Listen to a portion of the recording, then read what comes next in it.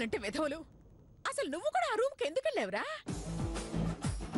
నా సంగతి సరే అమ్మా, అసలు జెనిఫర్ గారి రూమ్ లోకి నువ్వెందుకు వెళ్ళావు? అది నాకు తెలుసమ్మా, ఆవిడ్ని బెదిరించడానికో బతిమాలడానికో వెళ్ళుంటాం, అంతేగా? రెండోది కరెక్ట్. నేను అందుకే వెళ్ళానమ్మా. ఏంట్రా నువ్వనేది? అవునమ్మా, మనం 10 రోజుల్లో 50 లక్షలు ఖర్చు పెట్టడం అనేది హైలీ ఇంపాసిబుల్. మనం డబ్బుని ఎన్ని రకాలుగా ఖర్చు పెట్టాలో అన్ని రకాలుగానూ ఖర్చు పెట్టేశాం. ఇప్పుడు ఇంకా పారేయడం లేదా దానం చేయడం తప్పితే మనకి వేరే ఆప్షన్ లేదు. మనం అలా చేయలేం కాబట్టి జెనిఫర్ గారి దగ్గరికి వెళ్ళి ఆవిడకి డబ్బాస చూపించు, ఆవిడ్ని బతిమాలో, ఆవిడ కాళ్ళు పట్టుకును నిన్ను గెలిపిద్దాం అనుకున్నానమ్మా. అందుకే వెళ్ళాను. ఆ తర్వాత ఏం జరిగిందో నీకు తెలుసు.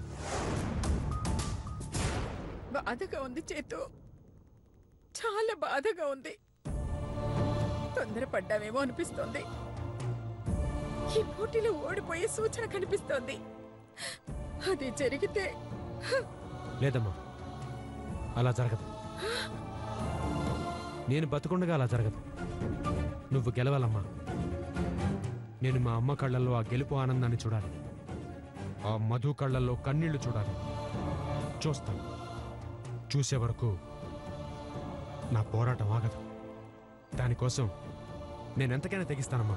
వద్దు నాన్న, వద్దు. నా కోసం నువ్వు ఎలాంటి రిస్క్ చేయొద్దు. ఎలా జరగాలనుంటే అలా జరుగుతుంది.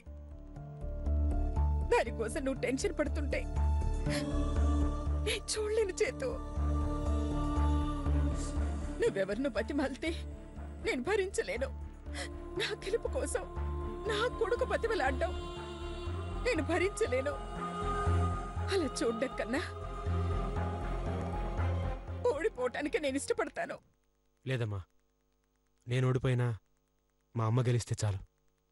నేను ఓడిపోతే మా అమ్మ గెలుస్తుంది అంటే నీకోసం ఒక్కసారి కాదమ్మా, 1,000,000 సార్లైనా ఓడిపోతాను. అది కాదు నాన్న. నువ్వింకేం చెప్పద్దమ్మా. సరిగ్గా 10 రోజుల్లో మన దగ్గర 10 పైసలు కూడా లేకుండా చేసే బాధ్యత నాది. ఈ పోటీలో గెలిచి నీకు 4 కోట్లు తెచ్చివ్వలేకపోతే నా పేరు చైతువే కాదమ్మా. అయ్యో భగవంతుడా, నాకు 4 కోట్ల కన్నా నా కొడుకే నాకు ముఖ్యం. వాడికి ఎలాంటి కష్టం కలగకుండా చూడు తండ్రి.